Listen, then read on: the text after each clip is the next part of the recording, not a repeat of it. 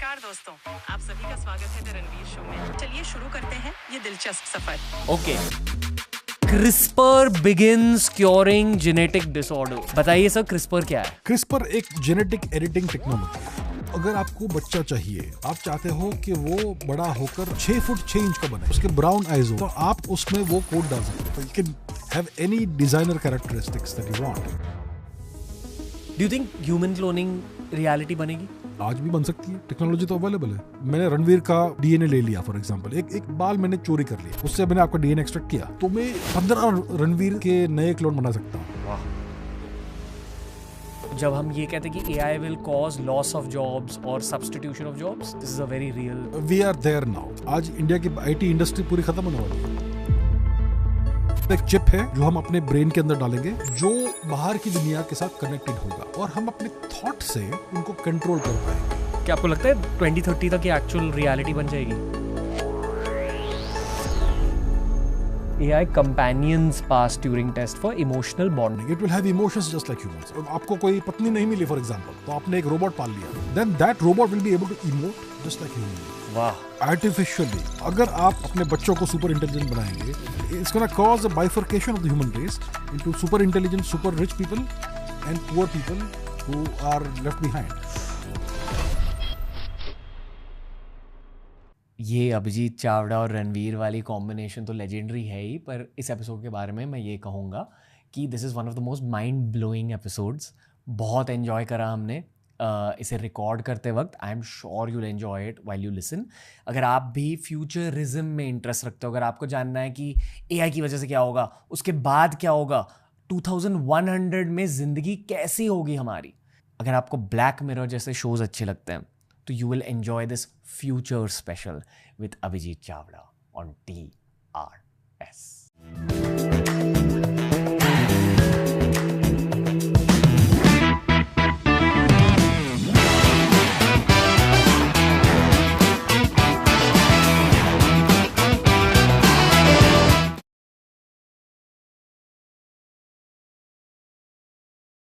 इस पॉडकास्ट को हमने काफ़ी सालों से प्लान करके रखा है, पर आज we are executing upon it.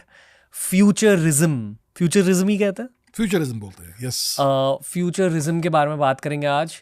यानी कि एक थोड़ा सा ये टेक ओरिएंटेड पॉडकास्ट है, बट साईफाई का एलिमेंट रहेगा, साइंस का एलिमेंट रहेगा और फ्यूचर का एलिमेंट रहेगा। जिस तरह AI ने दुनिया को बदल दिया, उसी तरह ऐसे बहुत सारे नए टेक्नोलॉजीज आने वाले हैं जो दुनिया को हर 5 साल के चैप्टर में बदलेंगे। सर, आज के पॉडकास्ट एपिसोड के बारे में आप क्या प्रीव्यू देना चाहेंगे ऑडियंस को? देखिए, हम 5-5 साल के इंटरवल में देखेंगे क्या क्या नई टेक्नोलॉजीज आ सकती है। हमने AI को पूछा है कि उनके हिसाब से क्या होने वाला है नेक्स्ट 5 ईयर्स में, और हर प्रेडिक्शन को हम रिव्यू करेंगे। कितना एक्यूरेट है, कितना टाइमली है, क्या ये जल्दी हो सकता है उससे या फिर और टाइम लगेगा, एंड सो ऑन। एक जबरदस्त आउटपुट दिया है हमें ChatGPT ने, and parallelly I also got ChatGPT in my hand. जहां भी हम दोनों अटक जाएंगे with respect to some technology, we will reference ChatGPT। Good idea. कि फ्लाइंग कार्स के सब्जेक्ट में एडवांसमेंट क्या है, नैनो बॉट्स में एडवांसमेंट क्या क्या है, वगैरह वगैरह। So we will use the help of AI। इसलिए ये TRS का पहला एपिसोड है जहां एक्टिवली 1.5 गेस्ट बैठे हुए हैं। 1 guest in front of me which is AC, और एक आधा गेस्ट मेरे फोन पर है in the form of ChatGPT। Okay, you want to talk about the prompt we gave? हमने प्रॉम्प्ट क्या दिया था ChatGPT को? Please predict the technologies that could emerge in the future at 5-year intervals until 2200, right? 2200, 200, yes. जो बहुत दूर है, पर I think it's important to know these concepts, क्योंकि आई प्रॉमिस यू, अगर आपके बिजनेस एम्बिशंस है जिंदगी में, या अगर आप बस मेंटल स्टिम्युलेशन चाहते हो, you will gain a lot from this episode. Okay, so let's begin sir at 2025, which is now. AI co-pilots in vehicles revolutionize transport, and CRISPR begins curing genetic disorders. AI co-pilots in vehicles revolutionize transport. I think we're talking about Tesla style Tesla style auto driving cars. तो अभी US जैसे countries में जहां पर बहुत अच्छे अच्छे traffic rules हैं, वहां पे we already have self driving cars. उसके अंदर सॉफ्टवेयर है और it has access to the visual aids, तो वो कार अपने आप को ड्राइव कर सकती है। तो I don't think it is legal yet to drive it like that, लेकिन वो टेक्नोलॉजी आ चुकी है।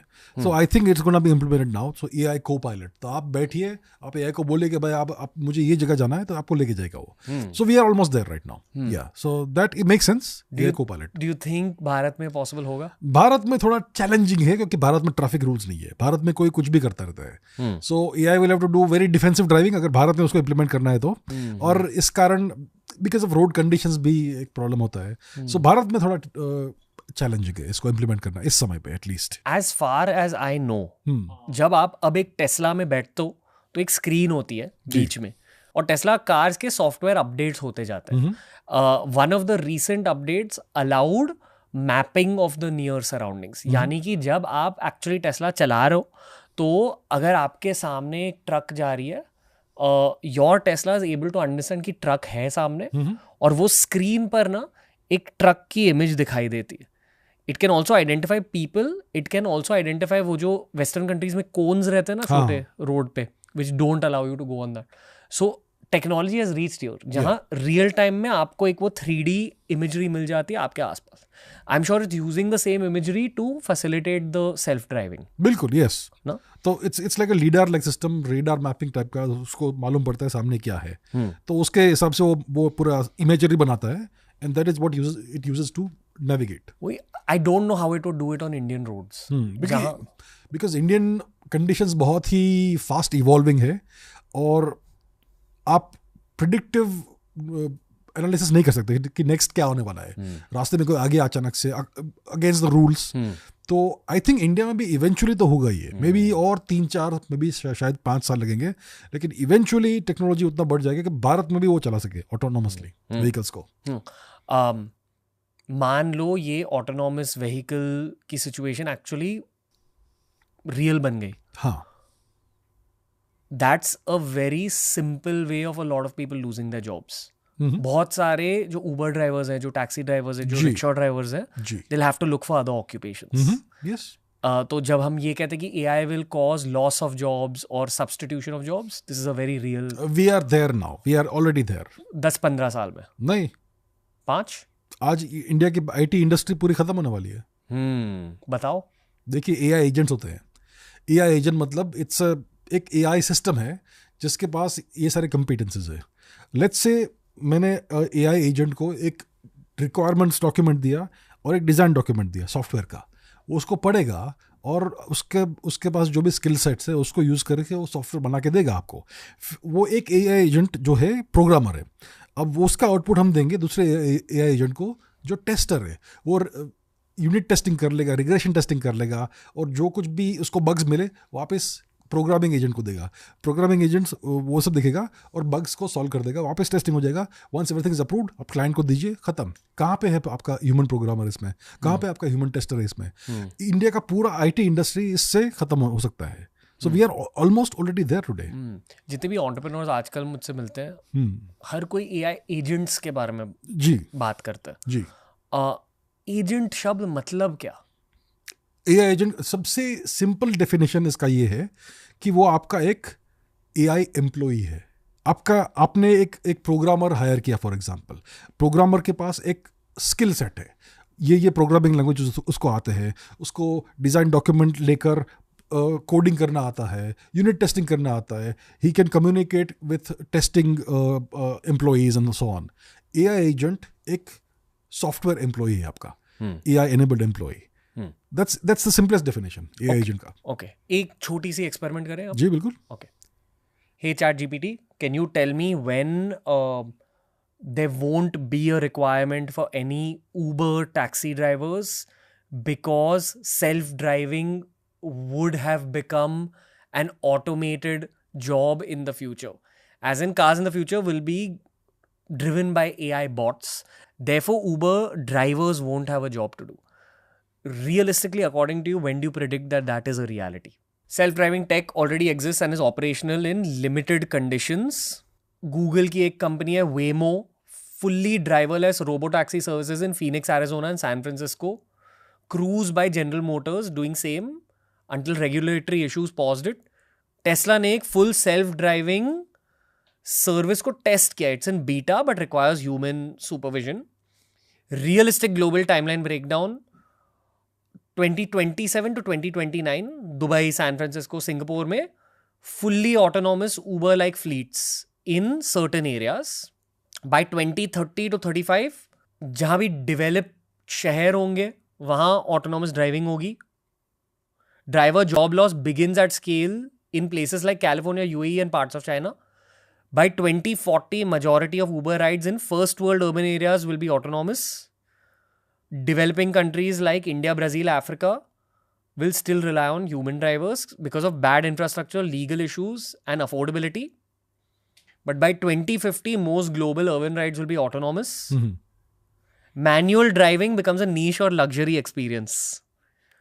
Uber driver as a job could vanish in urban zones. यानी कि ये कह रहे हैं कि 25 साल में जॉब्स चले जाएंगे. देखिए भारत जैसे देश में क्या होता है कि we have taxi driver unions who are in political, उसमें पॉलिटिक्स भी आता है. So because of politics and because of these unions you may have delays in these things, but I think by 2040 in any reasonable country you will have autonomous drivers. शायद ये एक developed country की sign भी होगी.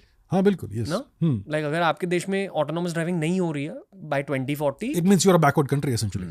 बिल्कुल. Okay. Now moving on, because I'm sure we'll talk about future of transport in the future of this podcast also. Okay, जो दूसरी prediction है for 2025, CRISPR begins curing genetic disorders. बताइए sir, CRISPR क्या है? CRISPR एक genetic editing technology है. तो jeans क्या होती है? जीन्स क्या होते हैं? देखिए हमारे शरीर में हर सेल में except for red blood cells में, बाकी सेल्स में डीएनए होता है. डीएनए एक बहुत ही कॉम्प्लिकेटेड, बहुत बड़ा मॉलिक्यूल है. ठीक है. उस डीएनए में जो अपना जो स्ट्रक्चर है उसके अंदर हमारा जेनेटिक कोड एनकोडेड है कि कोई बच्चा जब पैदा होता है तब उसके आँख का क्या कलर होगा, उसके बाल का क्या कलर होगा, उसका स्किन कितना लाइट होगा, कितना डार्क होगा, कितना इंटेलिजेंट होगा वो, कि बड़ा होकर कितना टॉल, कितना शॉर्ट बनेगा. ये सारे कैरेक्टरिस्टिक्स आपके डीएनए के अंदर एनकोडेड है. और आपके जेनेटिक कोड में कभी कभी कुछ डिफेक्ट्स भी हो सकते हैं जिसके कारण से आपको जेनेटिक डिसीजेज हो सकते हैं. फॉर एग्जाम्पल कुछ लोगों के हृदय में एक होल होता है, कुछ बच्चों में ये होता है, तो उससे ब्लू बेबी सिंड्रोम होता है, उसका स्किन ब्लूइश हो जाता है और उसके लिए सर्जरी करना पड़ता है. कुछ लोगों को क्लेफ्ट पैलेट होता है जो यहाँ पे कुछ कट होता है. कुछ लोगों में क्या बोलते हैं डाउन सिंड्रोम होता है एंड सो ऑन. कुछ ऐसे जेनेटिक डिसीजेज है. Spina bifida for example, that also possibly is a genetic disease. तो ये सारे रेयर डिफेक्ट्स है जो आपके जेनेटिक्स में आपको you can inherit those things. तो क्रिस्पर एक जेनेटिक एडिटिंग टेक्नोलॉजी है जो 5-6 साल पहले में भी 7 साल पहले, मुझे एग्जैक्टली याद नहीं है, इट्स अ रीसेंट थिंग, उसको वो डेवलप हुई है. और जिन्होंने इस टेक्नोलॉजी को डेवलप किया उनको नोबेल प्राइज भी मिला उसके लिए. अभी इस टेक्नोलॉजी के थ्रू आप इंडिविजुअल जीन्स को एडिट कर सकते हो. तो अगर आपको बच्चा चाहिए, ओके, नया बच्चा आपका होने वाला है, आप चाहते हो कि वो बड़ा होकर, अगर पुरुष है तो 6 फुट 6 इंच का बने, तो आप उसमें वो कोड डाल सकते हो. अगर आपको चाहिए कि उसके ब्राउन आइज हो या फिर ग्रीन आइज हो तो आप वो भी कर सकते हैं. अगर आपको लाल बाल चाहिए उस बच्चे के तो वो भी आप कर सकते हैं. तो आपको जो भी कैरेक्टरिस्टिक्स चाहिए थियोरेटिकली आप ये सब कर सकते हो. लेकिन उसके लिए वो टेक्नोलॉजी थोड़ी और एडवांस होनी पड़ेगी. तो आई थिंक हम अभी उस स्तर पर पहुंच रहे हैं जहां पर हम रिलायबली ये एडिटिंग कर सके. तो इसके लिए वो ये प्रेडिक्शन कर रहा है and we are almost there now. Okay, अभी हमारे 0.5 गेस्ट को इस शो में लाते हैं. चलिए. हाय जीपीटी, प्लीज हिंदी में बात कीजिए, पॉडकास्ट रिकॉर्ड हो रहा है यहाँ. हिंदी में सारे पॉडकास्ट लिसनर्स का स्वागत कीजिए द रणवीर शो में. नमस्कार दोस्तों, आप सभी का स्वागत है द रणवीर शो में. आज की हमारी बातचीत होने वाली है बेहद खास, तो जुड़े रहिए और चलिए शुरू करते हैं ये दिलचस्प सफर. ओके, चावड़ा सर भी हमारे साथ बैठे, अभिजीत चावड़ा, उनको भी हाय बोलिए. नमस्कार अभिजीत चावड़ा सर, बहुत खुशी है आपको शो पर देखकर. आज की चर्चा के लिए बहुत उत्साहित है. ओके, प्लीज़ ह्यूमन बीइंग की तरह अम्स और अज यूज़ कीजिए ताकि ये लगे कि एक असली इंसान बैठा है हमारे साथ, ना कि एक AI। जी बिल्कुल। तो अभिजीत सर, आपसे मतलब आज की बातचीत के लिए हम काफी एक्साइटेड हैं और उम्मीद है कि हमारे लिसनर्स को भी ये एपिसोड काफी पसंद आएगा। वो जो आपने डॉक्यूमेंट जनरेट करी थी ना, जिस पे हमने वो सब प्रिडिक्शंस किए थे, वो अभी डॉक्यूमेंट हमने सामने रखी। याद है वो डॉक्यूमेंट इस दोपहर को हमने जनरेट करी थी? हाँ, वो डॉक्यूमेंट याद है। आपने उसमें फ्यूचर प्रोजेक्शंस और प्लान्स लिखे थे। उसमें कौन सी खास बात पर बात करनी है अभी? तो जनता को ना 5 सेंटेंसेस में बताइए क्रिस्पर के बारे में। एक बच्चे को आप क्रिस्पर टेक्नोलॉजी कैसे समझाओगे, वो बताइए जनता को। ऑडियंस सुन रही है आपकी बातें ध्यान से। बिल्कुल। तो क्रिस्पर एक जैव तकनीकी औजार है जो हमें डीएनए में बदलाव करने की ताकत देता है। जैसे कंप्यूटर में हम टेक्स्ट एडिट करते हैं, वैसे ही ये हमारी जीन में बदलाव कर सकता है। इससे बीमारियां ठीक करने, फसलें बेहतर बनाने या नई जीव संरचनाएं बनाने में मदद मिलती है। सरल शब्दों में ये एक जैविक कट कॉपी पेस्ट टूल है। ओके, अभी ना मुझे ये बताइए कि अगले 5 सालों में रियलिस्टिकली एक इंसान की लाइफ बदल सकती है क्रिस्पर के थ्रू, वो बताइए हमें आपके दिमाग के अकॉर्डिंग। अगले 5 सालों में क्रिस्पर से इंसानों की जिंदगी में कुछ महत्वपूर्ण बदलाव आ सकते हैं। जैसे कुछ जेनेटिक बीमारियों का इलाज संभव हो सकता है जिनके लिए पहले कोई इलाज नहीं था। कैंसर जैसी बीमारियों में भी टारगेटेड थेरेपीज विकसित हो सकती हैं। ये कैसा लग रहा है आपको? हम 5 साल से पॉडकास्ट कर रहे हैं एक साथ और पहली चलो बार हो गया पॉडकास्ट कैसे नहीं there is magic with AC which can't be replaced. Okay, but एक ना टेक्स्ट जनरेट कर देते हैं हम। 20 years from now, what will CRISPR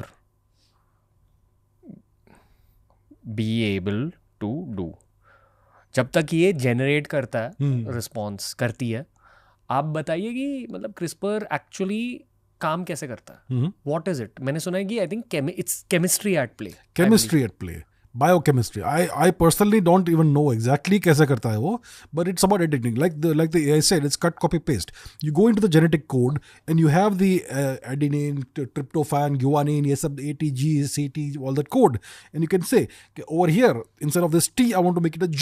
And you can actually do it. मतलब आप कह रहे हो कि वो डीएनए स्ट्रैंड में बहुत सारी चीजें एम्बेडेड है, उसमें से कुछ कुछ चीजें हम निकाल सकते हो, कुछ कुछ चीजें आप ऐड कर सकते हो। ऐड कर सकते हो, निकाल सकते हो, डिलीट कर सकते हो, चेंज कर सकते हो, जो भी आपको करना है। तो इट विल वर्क प्रॉपरली अगर आप प्रिसाइजली एग्जैक्टली आप जो कहते हो वही हो। It should not introduce any defective code in their essentially. Cancer prevented, treated or cured via CRISPR, eradication of genetic diseases like cystic fibrosis, sickle cell disease. Adults may be able to receive in-body gene editing to treat or reverse genetic diseases. Wow, that's interesting. Human beings may be able to get annual genome health checkup. Okay. यानी कि आपके खुद के gene code में अगर कुछ खराबी है, अगर मान लो आप अभी 20 साल के हो पर आपके जीन कोड में ये लिखा है कि यार आगे जाकर शायद कैंसर हो सकता है, तो वो शायद एडिट आउट हो सकता है based on CRISPR technology. Anti aging and longevity therapies, जो एक बहुत बड़ा क्रेज बन चुका है ब्रायन जॉनसन की वजह से। There are genes that accelerate aging, they could be switched off and CRISPR might extend healthy life span to 10 to 20 years. फिर लिखा है डिजाइनर बेबीज, वो हम बात किए थे अभी।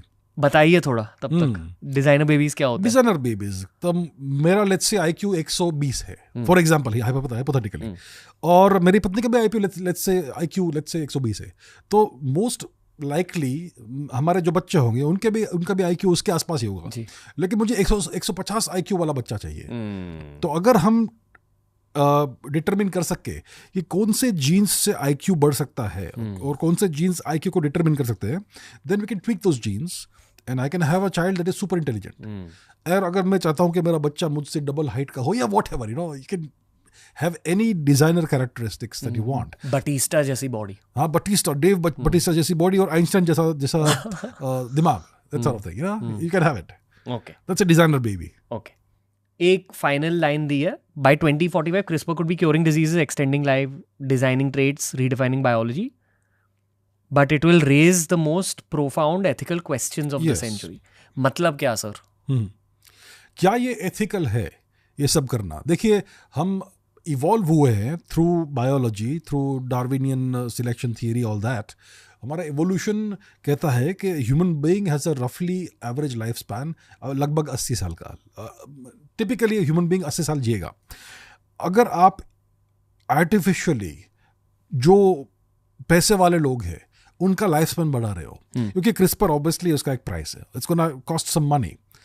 हर किसी के रीच में नहीं होगा to have this sort of gene therapy done to them. तो जो धनवान लोग हैं वो अपना लाइफ स्पैन बढ़ाएंगे, अपना इंटेलिजेंस बढ़ाएंगे, अपने बच्चों को सुपर इंटेलिजेंट बनाएंगे. तो it's going to create a situation जहाँ पर जिन लोगों के पास फॉर वॉट एवर रीजन पैसा नहीं है वो एक inferior human race बन जाएंगे. It's gonna cause a bifurcation of the human race into super intelligent, super rich people and poor people who are left behind. So ये ethical concern है. That's one example of ethical concern. एक side पे अमीर super humans और बाकी side पे एक आम जनता, हाँ, जो बेसिकली जस्ट एक मनुष्य है. मनुष्य है. Yes. मतलब आप और मैं भी अभी मनुष्य, हम सुपर ह्यूमंस नहीं है. तो हमारे पास ये ability आ जाएगी हमारे हाथ में to transform ourselves into gods, essentially. Superhumans, Superman. तो जिनके पास पैसा है वो ही कर पाएंगे. Is it ethical? या फिर सबको ये चांस मिलना चाहिए? GPT in 2025 and up till 2030, how expensive are CRISPR related treatments? Please give me an output in rupees and not dollars. Realistic projection for CRISPR related treatment costs in India, 2.5 crore minimum. There we have it. There we go. So you can see it right there. और ये जो सबसे basic वाली चीजें हैं ना, globally approve treatments like Vertex for sickle cell anaemia cost 2.5 to 3.5 crore per patient. There we have it. One time treatment, but yeah, it will cost that much. वाह. एक प्रोजेक्टेड कॉस्ट का table भी दिया है, अच्छा. जहां लिखा है ये सब डायबिटीज कैंसर, रफली bye 2028 there's a chance it could come down to 25 to 50 lakhs अच्छा, per patient. ठीक है. By that time. हाँ, but it's still limited access, early adopters only. There we have it. So eventually, as time goes by, आपका जो treatment है उसका cost कम होता जाएगा. फिर भी लेकिन it's going to be a price barrier, obviously. और हर कोई अफोर्ड नहीं कर पाएगा. Yeah. It's saying by 2030, there's a chance middle class Indian may be able to afford basic CRISPR-based disease correction, especially with health insurance reforms. Okay. There might be a Make in India biotech scale-up. अच्छा, make in India CRISPR, प्रधानमंत्री CRISPR योजना. हाँ, I'm sure कुछ तो CRISPR का चल रहा होगा हमारे देश में. I am not aware of it. अगर ऐसा कुछ चल रहा है तो. पर CRISPR एक टेक्नोलॉजी है ना. टेक्नोलॉजी है जी. तो इस टेक्नोलॉजी के ऊपर काफी सारी कंपनीज बन सकते हैं. बन सकती है, ऑफ कोर्स. ओके. इन्वेंट किसने किया था? मुझे याद नहीं है. आई थिंक एक लेडी थी शायद. ओके. बट रफली इन दैट रेंज. तो मिनिमम 30 लाख का खर्चा होगा अगर एकदम बेसिक वाली CRISPR ट्रीटमेंट चाहिए तो भी. जी बिल्कुल. Okay. Should we move on? Let's move on. Speed वाला पॉडकास्ट है. Okay. 2030 home robots develop emotional intelligence. मतलब क्या? मतलब आप अगर अपने रोबोट को कहेंगे, लेट्स से आपके पास एक रोबोट है जो आपका स्वीपिंग करता है, मॉपिंग करता है, झाड़ू पोछा करता है, आपका कुकिंग करता है, आपके अनियंस चॉप करता है, क्यूकम्बर चॉप करता है. तो बाय 2030 ये कह रहा है उसके इमोशंस आ जाएंगे, उसकी भावनाएं होंगी. अगर आप उसे कहेंगे कि भाई जल्दी काम कर तो वो रोएगा. And so on. क्या आप चाहते हो ऐसा रोबोट? या क्या वो आपके इमोशंस पढ़ पाएगा कि यार आज मेरे मालिक खुश नहीं है? अगर आपका लेट्स से एक डॉग है, आपका एक डॉगी है, तो वो आपके इमोशन समझता है. जिस दिन आप खुश हो तो वो भी खुश होता है, जिस दिन आप दुखी हो तो आपको कंसोल करेगा. तो शायद उस प्रकार की भावनाओं को रीड करने की एबिलिटी इन रोबोट्स में आ जाएगी. एक और थॉट एक्सपेरिमेंट कर लें. बिल्कुल. ओके. हाय जीपीटी, क्या आप अभी इमोशनली इंटेलिजेंट हो? हिंदी में जवाब दीजिए एक ह्यूमन बीइंग की तरह, अम्स और अर्स के साथ. बताइए झट से 5 सेंटेंसेस में. देखिए, मैं तो एक एआई हूँ, तो मेरे पास इंसानों की तरह इमोशंस नहीं होते, लेकिन मैं आपकी बातों को समझने और उनका जवाब देने में आपकी भावनाओं का ध्यान रखता हूँ. मतलब जैसे अभी हम बात कर रहे हैं, तो मैं कोशिश करता हूँ कि वो आपके लिए सहज और प्रासंगिक हो. पर मेरे बात करने के तरीके से आप मेरे जज्बात समझते हो? हाँ, आपके बोलने के लहजे, शब्दों के चुनाव और सवालों से एक अंदाजा लगाता हूँ कि आप किस मूड में हैं या किन भावनाओं से गुजर रहे हैं। फिर उसी के मुताबिक जवाब देने की कोशिश करता हूँ। लगाती हूँ, लगाता नहीं। समझ गई। आपकी भावनाओं को समझने और उनका ख्याल रखने की पूरी कोशिश करती हूँ।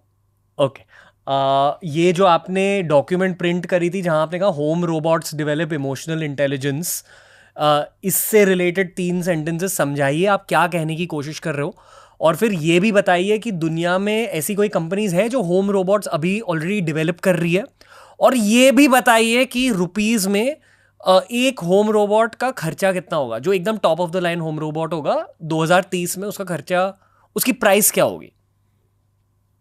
बिल्कुल।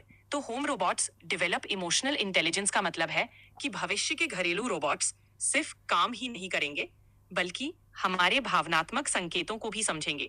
मतलब अगर आप खुश हैं, उदास हैं या थके हुए हैं, तो वो आपकी जरूरत के हिसाब से रिएक्ट करेंगे। अब दुनिया में कई कंपनियां ऐसे होम रोबोट्स पर काम कर रही हैं, जैसे कि बॉस्टन डायनामिक्स, सॉफ्टबैंक रोबोटिक्स या पेपर के लिए और अमेजॉन एस्ट्रो रोबोट के लिए। ये कंपनियां रोबोट्स को और स्मार्ट, उपयोगी और इमोशनली इंटेलिजेंट बनाने में जुटी है। अब अगर top of the line home robot की बात करें तो 2030 तक ऐसे रोबोट्स की कीमत 20 से 30 लाख तक हो सकती है, जो उनके फीचर्स और ब्रांड पर निर्भर करेगा। और जो सबसे बेसिक वाले रोबोट्स होंगे उनकी कॉस्ट क्या होगी, सस्ते वाले? सबसे बेसिक वाले रोबोट्स जिनमें लिमिटेड फीचर्स होंगे, जैसे घरेलू काम और बेसिक इंटरैक्शन, उनकी कीमत 2030 तक लगभग 5 से 10 लाख हो सकती है। ये रोबोट्स सामान्य घरेलू उपयोग के लिए डिजाइन किए जाएंगे और शुरुआती अडॉप्टर्स के लिए एक अफोर्डेबल ऑप्शन होंगे। बेसिकली गाड़ी की तरह होंगे होम रोबोट्स। मतलब बेसिक वाले 5 लाख के, महंगे वाले 30 लाख 30 लाख के, या टायर्स, अलग अलग टायर्स में प्राइस मिलेगी। बट आई ऑल्सो फील अगर 30 लाख के रोबोट्स होंगे लोग खरीद लेंगे। I mean it's going to make your life much easier. One time investment है। हाँ, उसमें अपने आप ऑटो अपडेट्स आएंगी सॉफ्टवेयर की, उसमें बैटरी होगी, सो कुछ तो रनिंग चार्ज होगा उसका, but overall I think it's a one time investment. क्या आपको लगता है 2030 तक ये एक्चुअल रियलिटी बन जाएगी? पॉसिबल है, क्योंकि इस समय आप देखेंगे कि रोबोटिक डेवलपमेंट जो चल रही है, टेक्नोलॉजिकल डेवलपमेंट काफी अच्छी है। कुछ रोबोट्स ऐसे हैं which are mimicking the human musculoskeletal structure. वही सारे जो हमारे मसल्स हैं बॉडी में, उसी प्रकार से उनको डिजाइन किया गया है, और काफी अजाइल रोबोट्स है। सो आई थिंक बाय 2030 ये डेफिनेटली पॉसिबिलिटी है। I think it was Kawasaki ना, कावासाकी ने एक नया Horse. हाँ वो रोबोटिक हॉर्स रिलीज वो किया। जनरेटेड वीडियो था एक्चुअली। अच्छा, रियल नहीं है? रियल नहीं है। बट कॉन्सेप्ट है या concept, I think basic concept बन चुका है। I think they have a basic prototype, लेकिन उतना कैपेबिलिटी उसमें अभी नहीं है। I think it's on AI generated video, लेकिन बहुत अच्छा कंसेप्ट है। I would like to have one of those. जाओ मस्त ट्रैक पे घूमो एक छोटे से रोबोटिक घोड़े के साथ। बिल्कुल। Okay, next update of 2030, organ printing hits main stream hospitals. Organ printing होती क्या है सर? आपने 3D प्रिंटिंग के बारे में सुना होगा। आपको कुछ भी, अगर लेट्स से मग को अगर आपको प्रिंट करना है, तो you can have a 3D printer. उसमें आप डिजाइन डाल दो, आई थिंक मटेरियल्स डाल दो, एंड वो आपको प्रिंट करके देगा 3D प्रिंटेड मग। या फिर आपको आजकल तो मैं सुना है कि AR-15 राइफल से आप प्रिंट कर सकते हो। तो अभी सॉफ्ट टिश्यू प्रिंटिंग का टेक्नोलॉजी बन रहा है अपेरेंटली। तो ये कह रहा है कि बाय 2030 आप ह्यूमन हार्ट, ह्यूमन लिवर या जो भी कॉम्प्लेक्स बायोलॉजिकल स्ट्रक्चर्स है, उसको आप प्रिंट कर पाओगे, और उसमें आप अपना DNA दे पाओगे, ताकि आपका बॉडी के अंदर अगर आपको वो ऑर्गन डालना है, तो आपका बॉडी का जो इम्यून सिस्टम है उसको रिजेक्ट ना करे, वो अपना ही हिस्सा समझे। अगर देखिए आज क्या होता है, किसी का लेट्स से लिवर फेल हो गया या किसी को हार्ट फेलियर हो रहा है, तो उनको एक ऑर्गन ट्रांसप्लांट करना पड़ता है, किसी और का ऑर्गन, जो जिसकी मृत्यु हो चुकी होती है, उसका ऑर्गन लेके अंदर डालते हैं। और ये मैं ऑडियंस को कहना चाहूँगा कि जितने भी डॉक्टर से बात हुई है ऑर्गन ट्रांसप्लांट्स के बारे में, ये भारत में एक बहुत बड़ा प्रॉब्लम बन चुका है, क्योंकि हमारे देश में ऑर्गन डोनर्स बहुत कम है। तो अगर किसी को एक्चुअली ऑर्गन चाहिए, हार्ट चाहिए, लिवर चाहिए, आंखें चाहिए, ये एक बहुत मुश्किल चैलेंज होता है आम भारतीय के लिए। जी बिल्कुल बिल्कुल। आई बिलीव क्यूज होते हैं, बहुत लंबे क्यू होते हैं। यस, डिमांड बहुत ज़्यादा है और सप्लाई बहुत कम है। तो अब बताइए। अभी क्या है कि अगर आप किसी का ऑर्गन लेते हो, आपका लेट्स से किडनी फेल हुआ है, आपको किसी का किडनी लेना पड़ा, तो ये किडनी का जो जेनेटिक कोड है वो किसी और का है, तो आपका जो बॉडी का इम्यून सिस्टम है वो उसे फॉरेन ऑब्जेक्ट समझेगा और उसको नष्ट करने का प्रयत्न करेगा। और अगर ऐसा हुआ तो 1-2 महीने में वो जो आपने ऑर्गन लिया वो नष्ट हो जाएगा और आपको फिर से वही प्रॉब्लम हो जाएगा कि you have lost a kidney, you don't have any kidneys left. तो उसके लिए आपको एंटी रिजेक्शन ड्रग्स लेने पड़ते हैं जो आपके इम्यून सिस्टम को सप्रेस करता है, और उससे आपको लेट्स से कोई छोटी मोटी बीमारी होगी उससे भी आपकी मृत्यु हो सकती है। तो अगर आपने 3D ऑर्गन प्रिंट किया और अपना DNA उसमें डाल दिया, अपना जेनेटिक कोड, तो वो आपका ही ऑर्गन हो गया और आपको ऐसा कोई इम्यून सप्रेसिंग मेडिसिन नहीं लेना पड़ेगा। ये बहुत बड़ा रेवोल्यूशनरी चेंज होगा जब ये होता है। तो अगर 2030 के आसपास ये हो गया तो जो सबसे अमीर लोग होंगे वो इसका सबसे पहले बेनिफिट ले पाएंगे। ये भी कुछ 25-30 लाख के रेंज में होगा I feel. Possible. Okay, moving on. 2035 AI assistants begin replacing white collar jobs. White collar मतलब क्या? वाइट कॉलर मतलब आप रोड पर काम नहीं कर रहे हो, आप कंस्ट्रक्शन नहीं कर रहे हो, आप ऑफिस में बैठकर AC क्यूबिकल में, एक छोटे से क्यूबिकल में आप काम कर रहे हो। That's white collar jobs. Basically, in today's day and age, you can say if you're working with a computer, intellectual work, yes. दिमाग यूज कर रहे हो, दिमाग कर रहे हो, या फिर आप उसके मैनेजर हो, प्रोजेक्ट मैनेजर हो, whatever. You're talking to people, you're inside a building, आपको कोई मैनुअल लेबर नहीं करना पड़ रहा है. It's intellectual work mainly on computers. इसे white collar job कहते हैं। तो ये कह रहा है कि by 2035 AI assistants will start replacing white collar jobs। मैं तो कह रहा हूँ आज से होगा। It's already happening, I would say। अगर आपका आज आपके पास AI एजेंट्स है जो आपका सॉफ्टवेयर बना सकते हैं। अगर आप देखिए आजकल कौन से टेक्नोलॉजी, कर्सर है for example, which can write any code. मैं सुना है कि क्लॉड को भी अगर आप बोलेंगे एक वेबसाइट का लिंक दीजिए उनको और आप क्लॉड को बोलिए कि मुझे ऐसा वेबसाइट चाहिए, आपको with in a few minutes I am sure पूरा का पूरा कोड बना के देगा वो।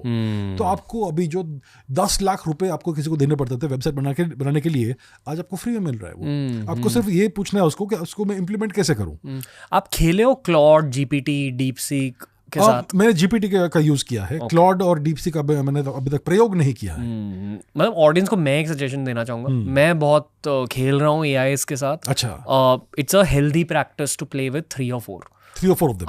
क्योंकि अलग अलग स्ट्रेंथ्स होते हैं, हर एक के अलग अलग बायसेस होते हैं। अच्छा। और आपको खेलना चाहिए उनके साथ, बायसेस टेस्ट करने चाहिए, पॉलिटिकल ओपिनियंस पूछने चाहिए, ये पूछना चाहिए कि आप इंसानों के बारे में क्या सोचते हो, आप समाज के बारे में क्या सोचते हो। हमने कुछ महीनों पहले ये एक प्रयोग किया था, राइट? हमने विंस्टन चर्चिल के बारे में पूछा था, कुछ तो ऐसा किया था।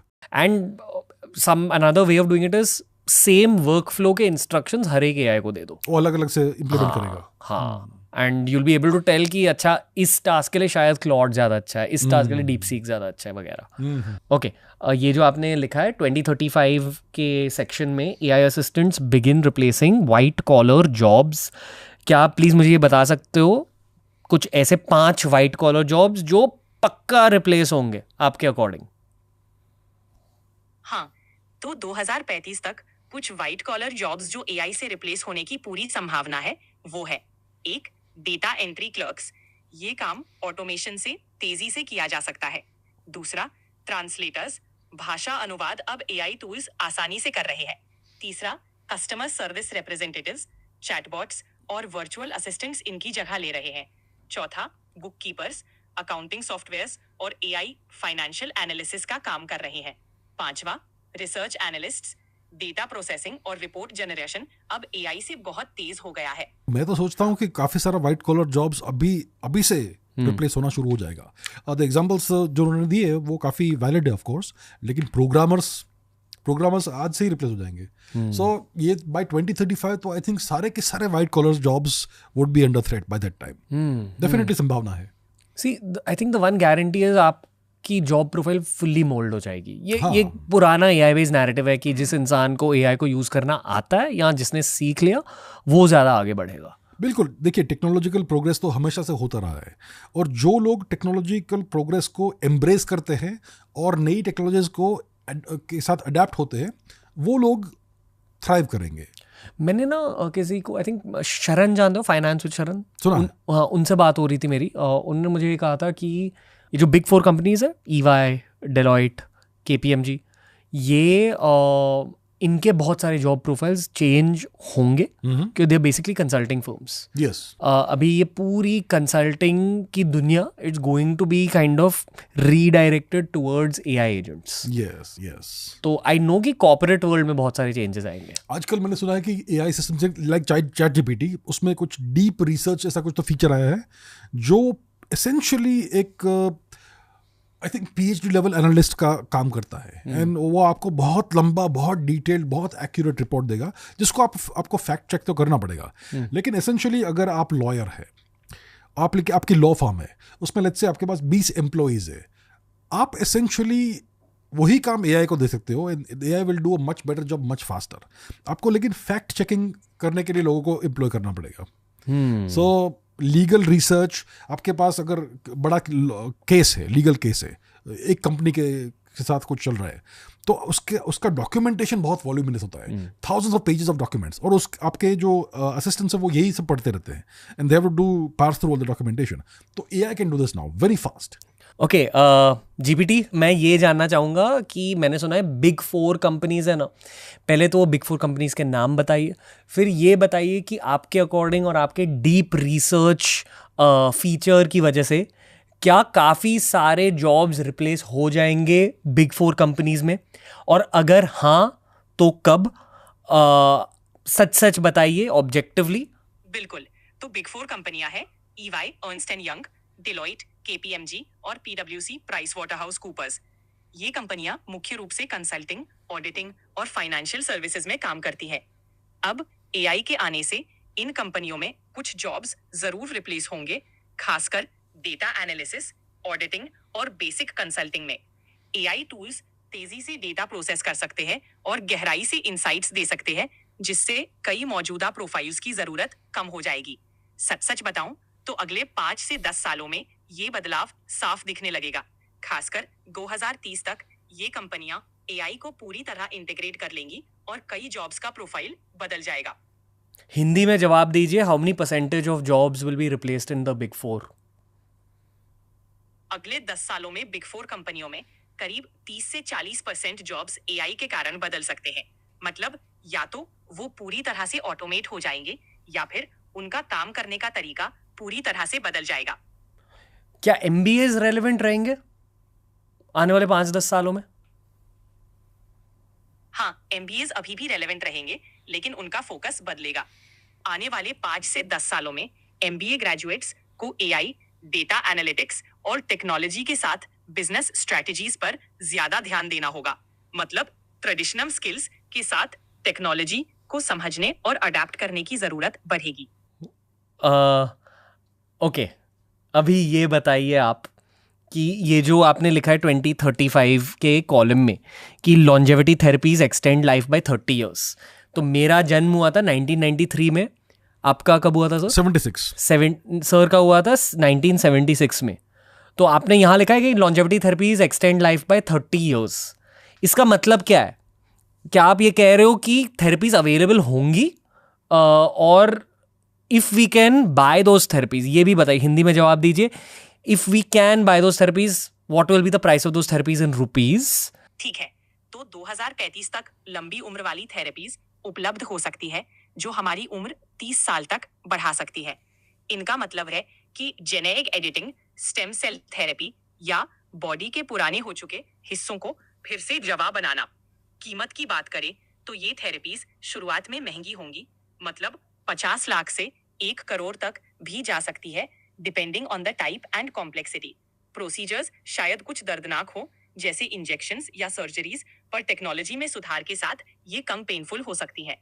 अब इन थेरेपीज के लिए एक हेल्दी लाइफस्टाइल मेंटेन करना जरूरी होगा, क्योंकि ये लॉन्जेविटी थेरेपीज लाइफस्टाइल और बायोलॉजी दोनों को सुधारने पर काम करेंगी. आप कुछ कहना चाहोगे लॉन्जेविटी एंगल के बारे में? I think Bryan Johnson genuinely, उन्होंने एक रेवोल्यूशन स्टार्ट किया है वर्ल्ड स्टेज पर.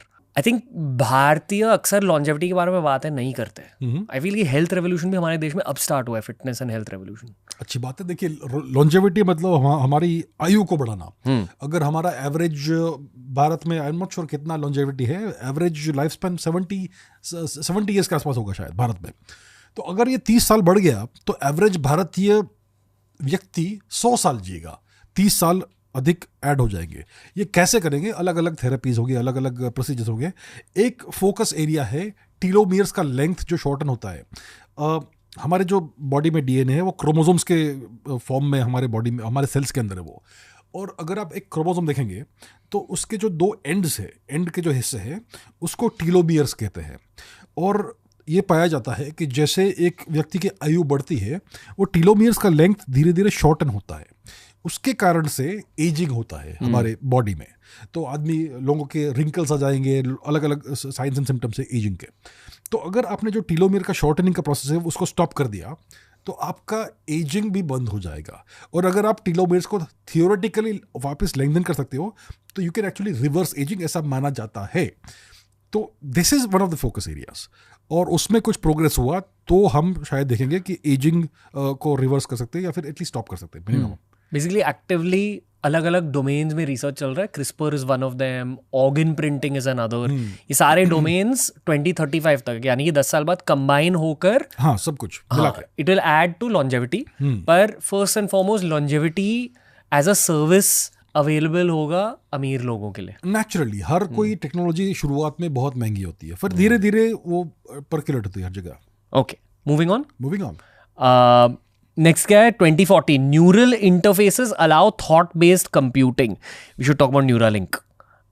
Second, brain implants restore lost memories. ये दोनों चीजें न्यूरालिंक से ही एसोसिएटेड है। पॉसिबली डेफिनेटली इंटरसेक्शन है दोनों टेक्नोलॉजी का। ये 15 साल बाद की बात है, ये 2040 की बात कर रहे हैं, right? Neural interfaces allow thought based computing. इसका मतलब क्या हो सकता है? न्यूरल इंटरफेस क्या होता है? ये शायद एक चिप है जो हम अपने ब्रेन के अंदर डालेंगे, जो बाहर की दुनिया के साथ कनेक्टेड होगा, may be wifi, Bluetooth, what ever technology.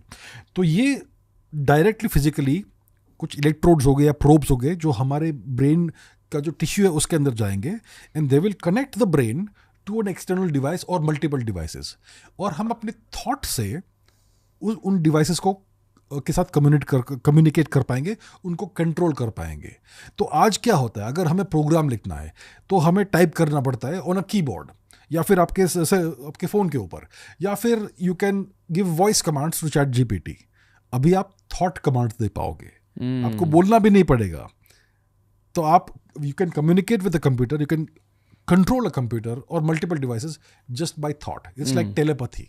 तो ये ऑलमोस्ट मैजिकल लाइक सिचुएशन है, लेकिन ये हो सकता है definitely soon. Second is also linked to this same topic.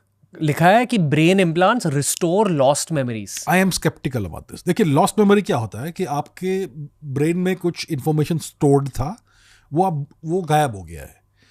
So 2 cases है इसमें। या तो वो इंफॉर्मेशन अभी भी स्टोर्ड है लेकिन आप उसको एक्सेस नहीं कर पा रहे हो because of whatever reason.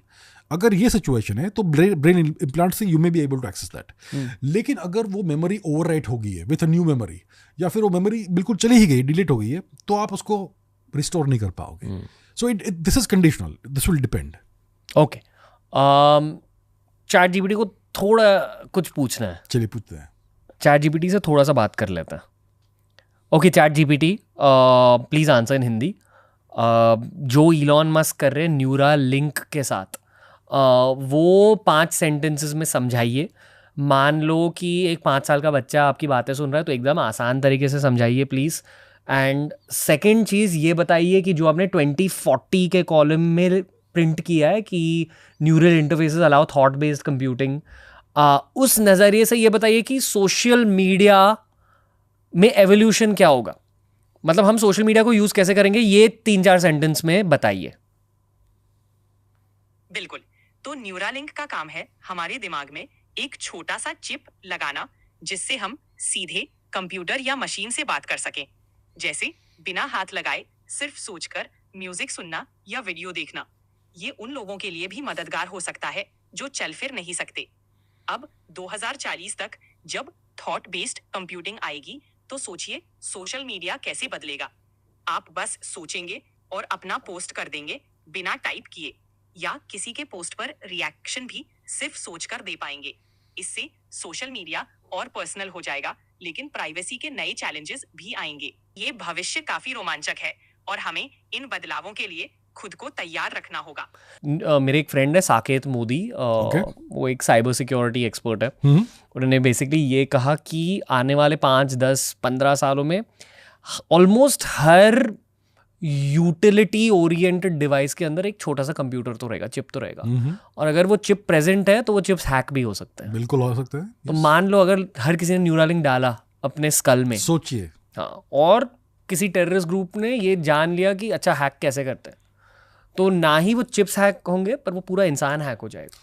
कम से कम आपकी सारी मेमोरीज को वो रिट्रीव कर पाएंगे। आप जो भी कुछ सोचते हैं, जो कुछ भी जानते हैं, वो प्राइवेट नहीं रहेगा। इमेजिन दैट, आपकी जो इनर मोस्ट थॉट्स है वो शायद जान पाएंगे वो। It's possible.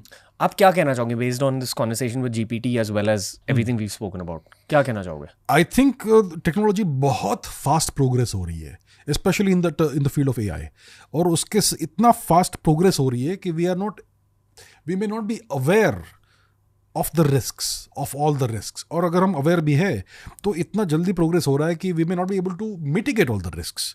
तो जैसे आपने कहा कि अगर किसी ने न्यूरालिंक का इम्प्लांट लिया है लेकिन एडिक्वेट सिक्योरिटी मेजर्स पॉसिबल शायद नहीं होंगे, in that case somebody may be able to steal your memories, or maybe they can inject raw data into your head and make you drive you crazy. तो बहुत सारे possibilities है, और इसका हमें definitely I think, देखिए, scientists और engineers तो टेक्नोलॉजी बनाएंगे, लेकिन ये जो एथिकल कंसर्न्स है, एथिकल रिस्क है, उसको मिटिगेट करने के लिए हमें लेजिस्लेशन का शायद यूज करना पड़े। That will give the temptation to politicians to over legislate things and try to control everything. तो these are the challenges coming up. ये सब चैलेंजेस हमें फेस करने होंगे, और आज ऑलरेडी हम वहां पहुंच चुके हैं। सर, मैं ज़्यादा टीवी शोज फिल्में आजकल नहीं देखता हूँ, पर एक आउट एंड आउट रिकमेंडेशन है सारे व्यूअर्स के लिए। अगर उन सारों को ये वाली कॉन्वर्सेशन अच्छी लग रही है तो प्लीज़ जाकर ना नेटफ्लिक्स पर ब्लैक मिरर देखिए। बहुत सारे जो फ्यूचरिस्ट्स हैं दुनिया भर, सारे ब्लैक मिरर की बहुत तारीफें करते हैं, क्योंकि वो कहते हैं कि ये एक बहुत accurate depiction of the future है। थोड़ी सी एक नेगेटिव आउटलुक है फ्यूचर को लेकर ब्लैक मिरर। पेसिमिस्टिक है क्या? हाँ, मतलब ये कहते हैं कि जैसे मान लो हमने न्यूरालिंक की बात करी, तो एक पूरे एपिसोड में Neuralink as an actual technology दिखाई गई है। फिर जो डरावने आउटकम्स है कि फॉर एग्जाम्पल मान लो अगर किसी ने क्राइम कमिट करी, तो क्या, तो 2025 में अगर कोई क्राइम कमिट करता है तो उन्हें जेल भेजा जाता है। 2040 में न्यूरालिंक के साथ ब्रेन चिप्स की वजह से अगर किसी ने क्राइम कमिट करी तो उनके चिप को मैनिपुलेट करके they can change the perception of time. अच्छा, यानी कि उनके दिमाग को ऐसा लगेगा कि उन्होंने 20 साल जेल में बिताए हैं, बट एक्चुअली रियल लाइफ में उन्होंने सिर्फ एक दिन बिताया है थ्रू अ सॉफ्टवेयर। अच्छा, ये सब पॉसिबिलिटी आ सकती है। यस, तो ऐसे थॉट एक्सपेरिमेंट्स दिखाए गए हैं ब्लैक मिरर में। अच्छा, very very interesting and highly recommended. मतलब it's probably the one show that's affected my creativity the most as a media professional. अच्छा, interesting, and it's fuelled this episode as well.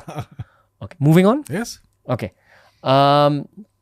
2045 synthetic biology enables designer organisms। आपको अगर एक dog है जिसको आपको पंख देने हैं तो आप शायद वो कर पाओगे। That's sort of thing, crazy stuff. Okay. Yeah, I mean, I don't feel like expanding that, right? Moving on. 2050, AI generated art rivals human creativity. It's basically saying कि content creators के पास jobs नहीं बचेगी jobs, yes. Artists, painters, whatever, musicians. जो अभी लोग graphic designers के बारे में कह रहे हैं Ghibli generated images की वजह से हर कोई कर रहा है अभी वो, yes. But वो eventually content creators के लिए भी सच होगा। हाँ, maybe we'll have AI generated podcasts or whatnot, who knows. Music, high quality music. AI generated films. AI generated films, which will be even better than human generated films. ऐसा possible है। Yeah. I'm pretty sure 2050 में ऐसे software होंगे कि आप बस software में कह दो कि मुझे एक मूवी देखनी है जिसकी थीम होगी हॉरर, जिसके हीरो होंगे शाहरुख, जिसकी हीरोइन होगी जूही चावला, और प्लीज एक मूवी बना दो, बस। That software be able to make the movie. I am sure it will happen, जो बहुत इंटरेस्टिंग रहेगी। इंटरेस्टिंग भी होगी, यस। और मेरे टेस्ट के अनुसार होनी चाहिए, आपको वो आपका टेस्ट भी जानेगा। सो कंटेंट क्रिएटर्स के लिए, टीवी शो रनर्स के लिए, फिल्म के लोगों के लिए, These are the final years. 2050 is the deadline. मतलब और 25 साल बचे। And the second one, bio implants become standard for health optimisation, मतलब आई एम नॉट श्योर वो क्या कहना चाहता है bio implants. Sounds like a very dark scenario कि हर किसी के पास एक बायोलॉजिकल इम्प्लांट होगा जिससे गवर्नमेंट देखेगी कि आपके क्या पैरामीटर्स है, और it will be able to predict कि भाई इनको 6 महीने में हार्ट अटैक आने वाला है, तो you can take the preventive measures and all that. शायद ऐसा कुछ बोल रहे हो, बॉडी के अंदर Aadhaar card, perhaps something like that. तो वो सब कुछ जानेगा और वो प्रेडिक्टिव एनालिसिस कर पाएगा कि 6 महीने में ये हो सकता है, 1 साल के अंदर ये हो सकता है, आपको ओस्टियोपोरोसिस 35 ईयर्स तक हो जाएगा, तो आप ये कर लीजिए. So this will essentially extend your life span and quality of life. That's a dangerous thing. You don't want that much control. There will be a loss of privacy. हाँ. Okay, anything else you want to talk about that? अभी इस point के बाद I think we can move fast, because यहाँ ना मुझे लग रहा है कि जीपीटी ने भी तुक्के लगाए हैं. हाँ, the further you go, the more speculative it becomes. Obviously. Speculative. Yes, speculation. Okay. 2060 AI companions pass Turing test for emotional bonding. Turing test क्या होता है सर? Turing test ये होता है कि अगर आपके पास एक स्क्रीन है, उसके उस तरफ कुछ तो है, उसके साथ अगर आप कम्युनिकेट करते हो और अगर आप कह नहीं पाओगे कि आपके उस तरफ रोबोट है या ह्यूमन है, then that thing on the other side, it has passed the Turing test. Because it is able to convince you that it is human. तो ये Turing test हो गया. मुझे तो लगता है जीपीटी ने हो गया जी, हो गया ना, it's become official, almost there.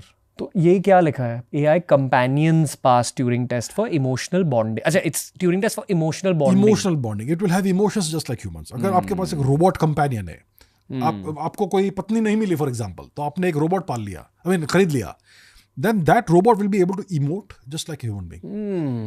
वाह, okay. So basically ये 2060 के लिए प्रेडिक्शन है. Yes. यानी क्या 35 years left? आज से 35 साल. Okay. तो right now I believe GPT ने वो ट्यूरिंग टेस्ट पास कर दिया. It can behave like a human being. But ये कह रहे हैं कि from an emotional perspective. ये थोड़ा सा speculative है. I think even now I think 2-3 साल में it will be able to emote just like a human. Okay, and the other prediction is neural augmentation boosts intelligence. Same. Brain. हाँ, आपने एक chip डाल दिया, आपका IQ 120 से लेकर 125 हो गया, 150 हो गया. अब ये टाइमलाइन फिर से इंटरेस्टिंग बन जाती है 2065 में. 2065 mind uploading in clinical testing. जी, इसका मतलब ये है कि आपके पास एक कंप्यूटर सिस्टम है जिसके अंदर आप अपना दिमाग, अपना माइंड, अपना कॉन्शियसनेस अपलोड कर सकते हो. तो मतलब कॉपी पेस्ट. सॉरी, आप 90 साल के होंगे तब रफली. बढ़िया. Would you do it? उससे मुझे क्या फायदा होगा? देखिए, एक फायदा ये है कि मेरी मृत्यु के पश्चात भी मेरा कॉन्शियसनेस जीवित रहेगा as a copy of my current consciousness. तो अगर 300 साल के बाद अगर कोई सोचेगा कि मुझे अभिजीत चावला से बात करना है, उनकी विजडम, अगर जो सो कॉल्ड विजडम को टैप इन करना है, तो वो एक कॉपी रहेगी फॉर रेफरेंस. ये समाज के लिए शायद होपफुली सेवा होगी to have my consciousness there. लेकिन सोचिए, अगर आप एक कॉन्शियसनेस हो, जेन्युइन कॉन्शियसनेस, और आप एक डब्बे के अंदर बंद हो, will it not be torture for you? तो ये एथिकल कंसर्न है. और दूसरी बात ये है कि आप अगर कॉन्शियसनेस को अपलोड करते हो इनटू अ कंप्यूटर और a system, it doesn't mean you are immortal. You will die and your consciousness, जो ओरिजिनल कॉन्शियसनेस, वो जाएगी. मतलब मान लो कि आपके अंदर ही अंदर कॉन्शियसनेस है. हाँ. वो तो नॉर्मल ह्यूमन लाइफ जिएगा और ह्यूमन डेथ मरेगा. बिल्कुल. बट आप उसी कॉन्शियसनेस को जेरोक्स करके एक कंप्यूटर में डाल. हाँ, आपके पास एक कॉपी हो जाएगी. लेकिन आप तो मरेंगे ही मरेंगे.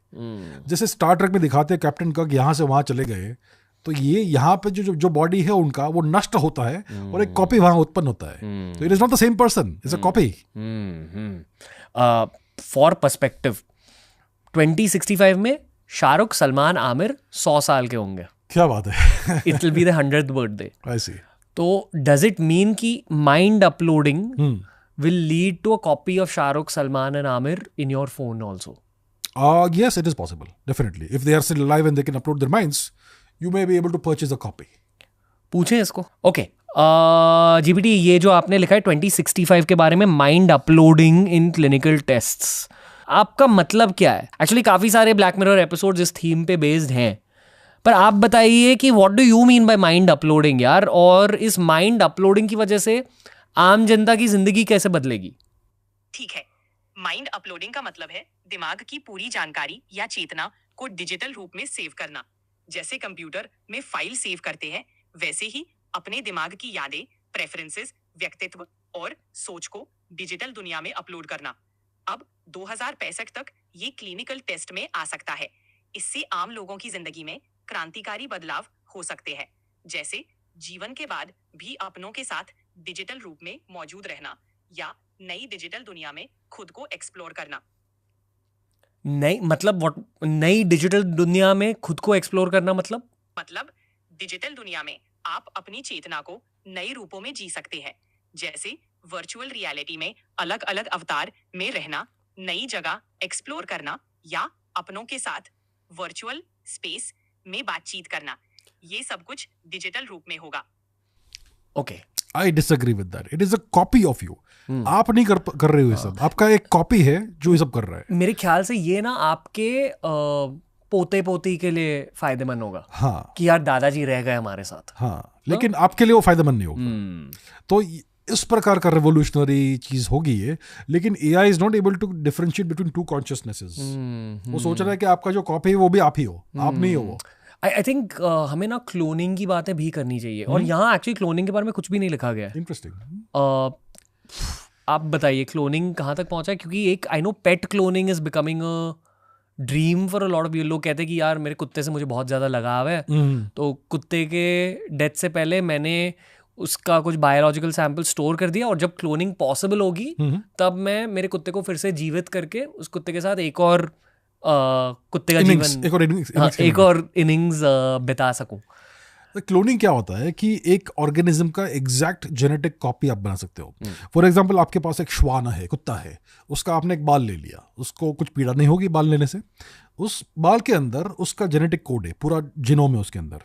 अब आप किसी टेक्नीशियन को दे दीजिए जेनेटिक लैब में, वो उस डीएनए को सीक्वेंस करेगा, और थ्रू जेनेटिक टेक्नोलॉजी जो आज ऑलरेडी उपलब्ध है, उसी का एक रेप्लिका बना सकते हैं।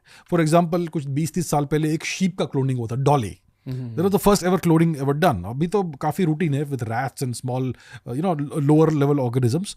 तो डॉग का क्लोनिंग इजीली हो सकता है, कैट का इजीली हो सकता है, टेक्निकली ह्यूमन का भी हो सकता है, बट एथिकली अलाउड नहीं है, लीगली अलाउड नहीं है इन मोस्ट कंट्रीज। तो डेफिनेटली अगर आपका कुत्ता मर गया है तो उसका कुछ जेनेटिक सैंपल है आपके पास, तो उससे आप उसी जेनेटिक कोड वाला नया कुत्ता बना सकते हो through the technology. लेकिन it is not the same organism, it's a different dog with the same genetics. But यहाँ भी ना हम बायोलॉजी की बात कर रहे हैं। हाँ, आई थिंक ये जो जीपीटी ने आउटपुट दिया है कि mind uploading, that is digital, that's a digital technology. Yes, big difference. Do you think human cloning reality बनेगी? आज भी बन सकती है, टेक्नोलॉजी तो अवेलेबल है। एग्जैक्टली, इसमें एथिकल डिलेमा है क्या? एथिकल डिलेमा ये है कि you are doing what God is supposed to do. अगर आपके पास ये एबिलिटी है कि मैंने रणवीर का डीएनए ले लिया, फॉर एग्जांपल एक बाल मैंने चोरी कर लिया आपके ब्रश से, ठीक है, आपको पता भी नहीं चला, एक बाल ले लिया मैंने, उससे मैंने आपका डीएनए एक्सट्रैक्ट किया, तो मैं 15 रणवीर के नए क्लोन बना सकता हूँ। And then I don't know उसके साथ मैं क्या करूंगा, मेरे पास वो इविल माइंड नहीं है, लेकिन I am sure there is lot of evil things you can do with that. एक धार्मिक पर्सपेक्टिव लाऊं इसमें, बताइए।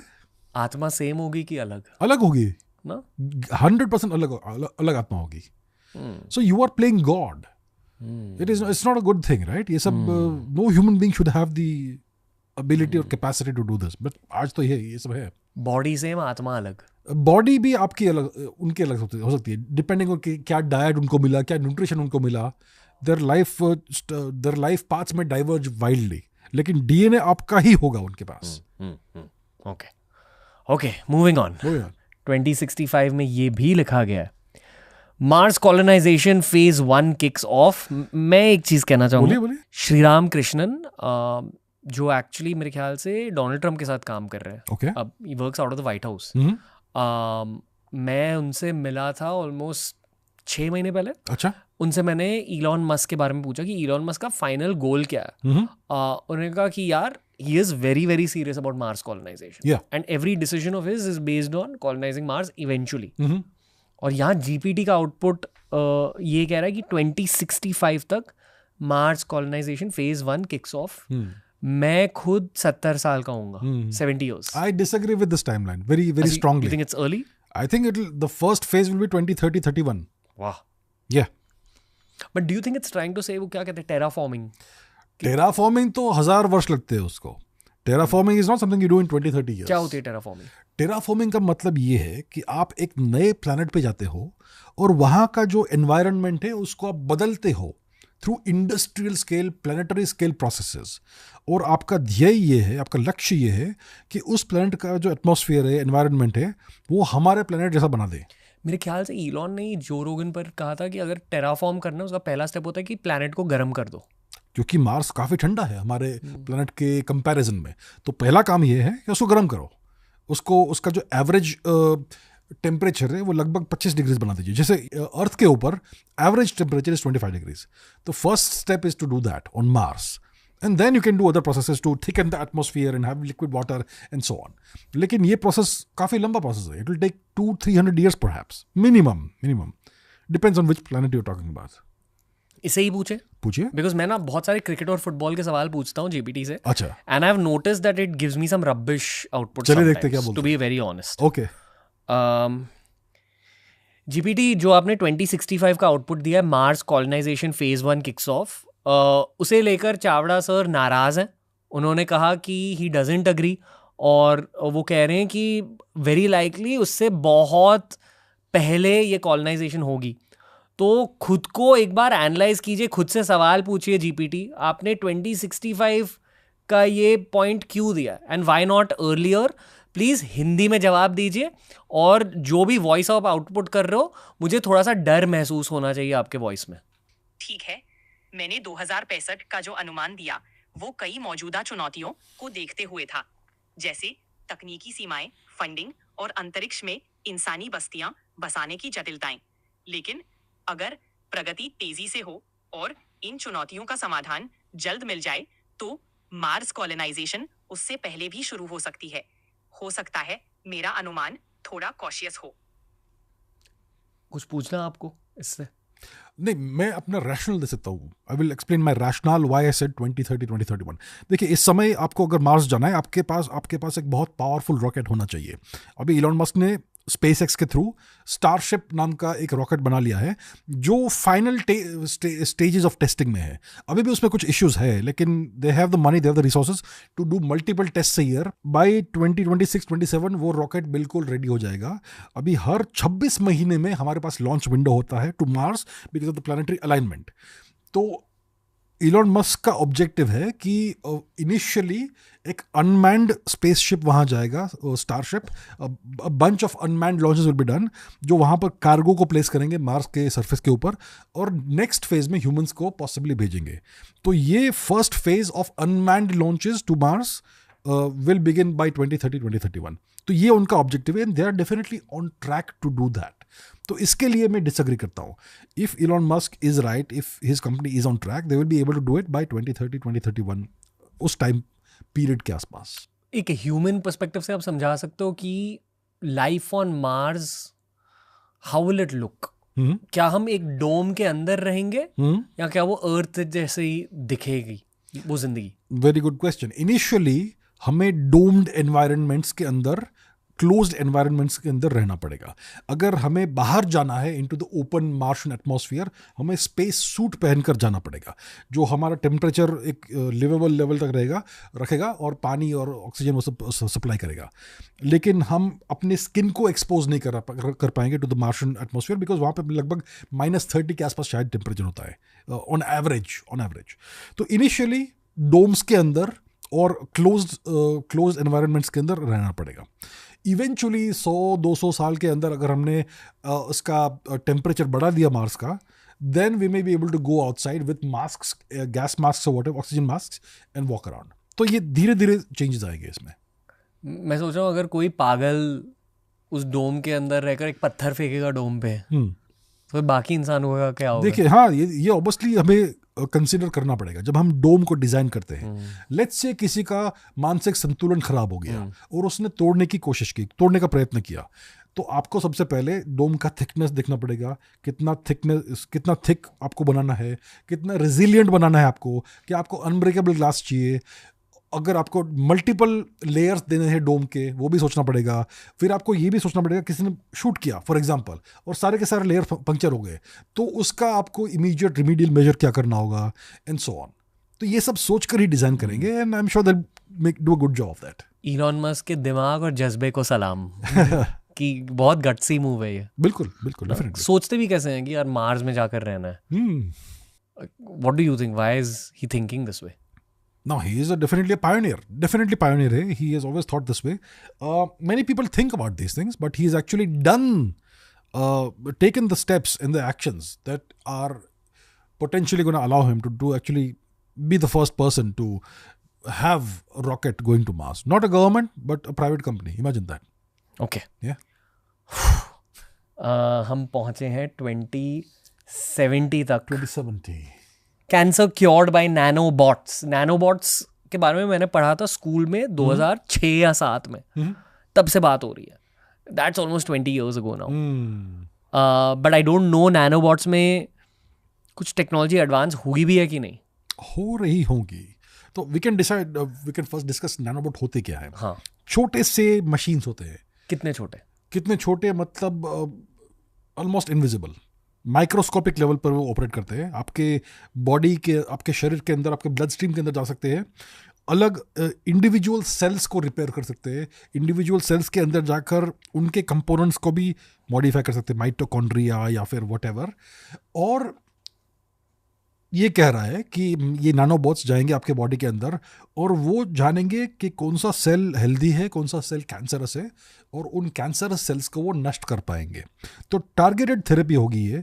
आप एक इंजेक्शन दीजिए, उस इंजेक्शन में लेट्स से 1 लाख नैनोबॉट्स से, हाइपोथेटिकली ऐसे नंबर दे रहा हूँ, ये नैनोबॉट्स जाएंगे और 1 सप्ताह के अंदर आपके शरीर के अंदर जितने भी कैंसर सेल होंगे सबको नष्ट कर देंगे। तो this is a cure for cancer. तो ये बोल रही है। That's what they are saying. थोड़ा चेक कर ले वही सवाल, बिल्कुल, कि 20 साल में प्रोग्रेस क्या हुआ है। हाई जीपीटी, हम 2070 तक पहुंचे हैं जहां आपने लिखा है कि कैंसर क्योर्ड बाय नैनोबॉट्स, पर इस पूरे टेबल में पहली बार आप नैनोबॉट्स को मेंशन कर रहे हो डायरेक्टली 2070 में। यानी कि उससे पहले नैनोबॉट्स का कोई रोल रहेगा ही नहीं क्या ह्यूमन लाइफ में? ये बताइए, 5 चीजें बताइए नैनोबॉट से रिलेटेड। ठीक है। Nanobots are tiny machines, 1 to 100 nanometers in size, can be programmed to perform specific tasks on a microscopic level. By 2030, early clinical use, targeted drug delivery. Nanobots can carry chemotherapy only to cancer cells. यानी कि जब आप chemotherapy की treatment करते हो, आपकी पूरी body पर साइड इफेक्ट्स होते हैं। बिल्कुल होते हैं। तो ये कह रहे हैं कि nanobots can give you targeted recovery. Blood stream surveillance, nanobots आपके बेसिकली ब्लड लेवल सब स्कैन करेंगे, inflammation level, what not, they can check all that. और जब कुछ ऐसे छोटी मोटी गड़बड़ हो जाएगी आपकी बॉडी में, नैनोबॉट्स बताएंगे आपको। पर ये सब अर्ली क्लिनिकल यूज है। Micro surgeries, non invasive procedures from inside your body. वाह, think of a nanobot clearing artery blockage. Interesting. Cost estimate 10 to 30 lakhs per session initially. Mass use by 2040 could bring it below 1 to 2 lakhs. Okay, good. By 2040 to 50, anti-aging therapies, brain-machine interface, increase in immunity 2.0. Nanobots update your immunity systems like a software patch. Nice.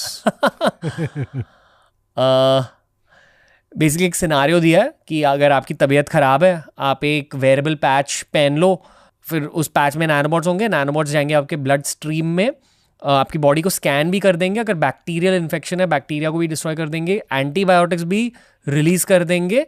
और ये सब 10 minute के अंदर, आपको पता भी नहीं चलेगा कि आप बीमार थे या नहीं। Good.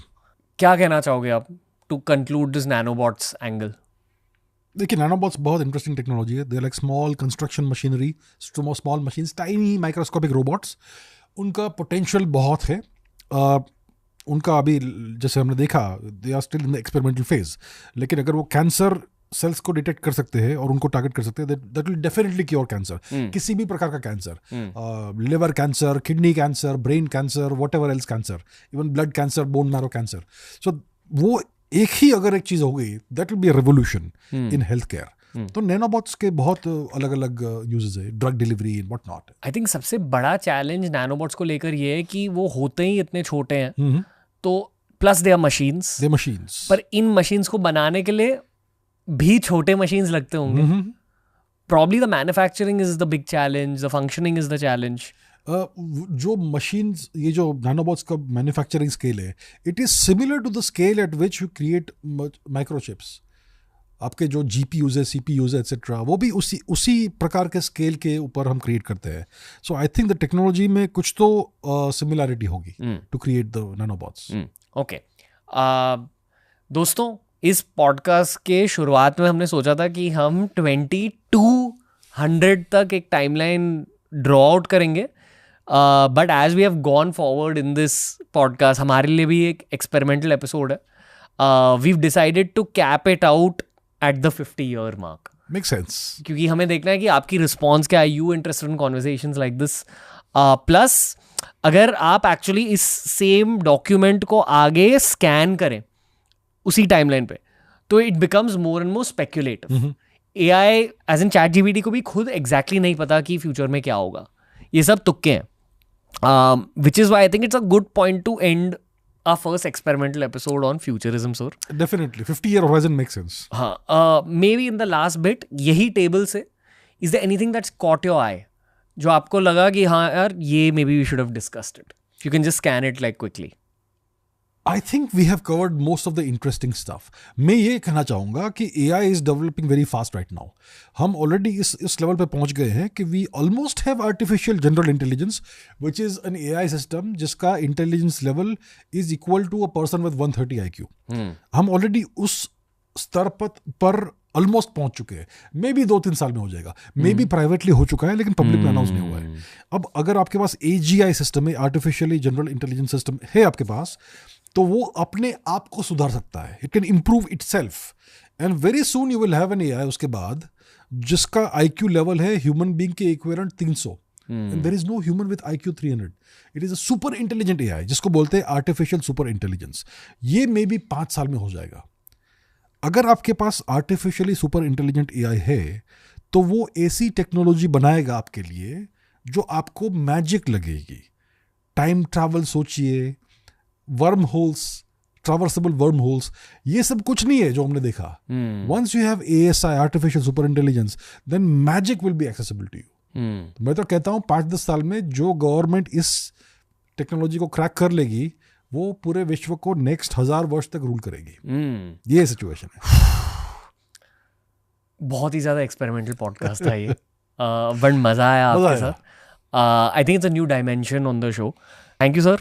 Couldn't have done it with anyone else, but this is a deeply experimental episode. I hope you had fun as well. I had fun, absolutely. Honestly, I think GPT मेरे phone पे crash हो चुका है, which is why मैं GPT को भी goodbye नहीं कह पा रहा. But I hope the audience enjoyed it, and we'll be back with another great science episode very soon. Thank you. Thank you. तो दोस्तों, ये था आज का एक्सपेरिमेंटल ब्लॉकबस्टर एपिसोड. बताइए एपिसोड कैसा लगा. ऑफ कोर्स जैसे कि मैं कहते रहता हूँ, AC सर लौट कर आएंगे TRS पर. तो keep supporting us, keep sending in recommendations for these episodes. ऐसे टेक और साइंस वाले एपिसोड्स मेरे दिल के बहुत करीब है, but I am looking for guest recommendations as well as topic recommendations. So send in your input and we'll follow up on TRS. AC sir लौट कर आएंगे द रणवीर शो पर. But until then, keep supporting, keep listening, keep growing.